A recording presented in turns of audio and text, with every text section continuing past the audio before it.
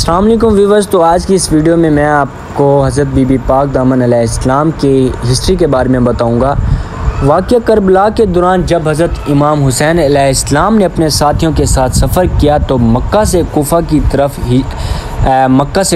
तरफ हिजरत की, तो उनके साथ आने वाली मक्का की बीबियाँ भी शामिल थीं।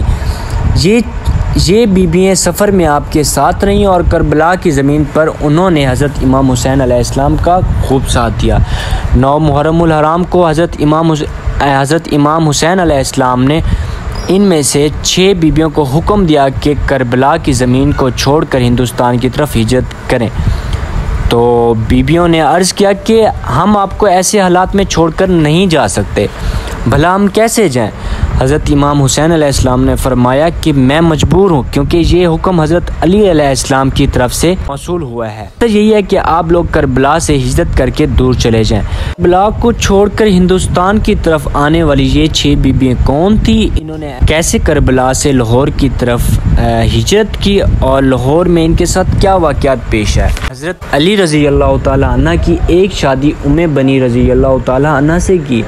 उनके बदन से 4 बेटे हज़रत अब्बास अलमदार, जाफ़िर अब्दुल्ला और उस्मान पैदा हुए, जबकि एक बेटी रुकैया पैदा हुई।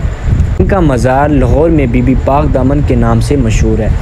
हज़रत इमाम हुसैन अलैहिस्सलाम के कहने पर इन 6 बीबियों ने करबला से हिंदुस्तान की तरफ सफ़र 9 मुहर्रमुल हराम को शुरू किया।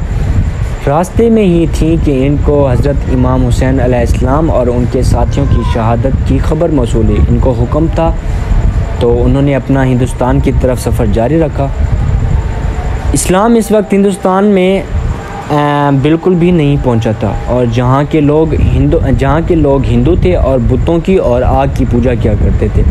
जब ये 6 बीबियाँ लाहौर में दाखिल हुई तो सारे बुत गिर गए और जो लोग भी आग की पूजा करते थे उनकी आग बुझ गई।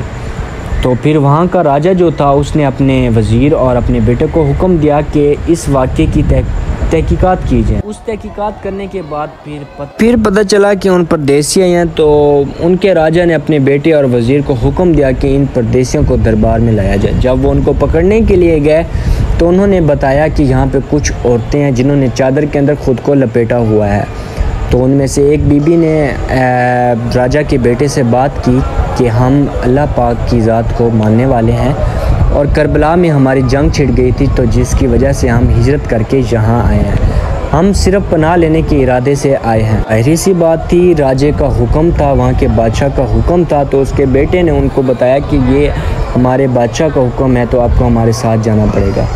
तो हज़रत रुकैया ने उनसे गुस्से से बात की, तो वो जो बादशाह का बेटा था वो वहीं पे बेहोश हो गया। तो इस वाक़या की जब खबर बादशाह तक पहुंची तो बादशाह काफ़ी गुस्से में था। तो उन्होंने फिर बादशाह के वज़ीरों ने और वहाँ के हिंदुओं ने उन 6 बीबियों को सताना शुरू कर दिया।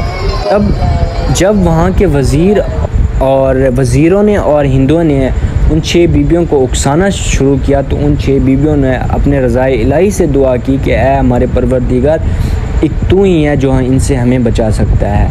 तो जब वज़ीर और हिंदुओं ने उनको गिरफ़्तार करने की कोशिश की तो उस टाइम ज़मीन फटी और ये 6 बीबियाँ ज़मीन के अंदर ही समा गईं। और इस सारे वाक़े के बाद बादशाह का जो बेटा था वो मुसलमान हो गया। मुसलमान होने के बाद ही फिर राजे के बेटे ने उन कब्रों की देखभाल शुरू कर दी।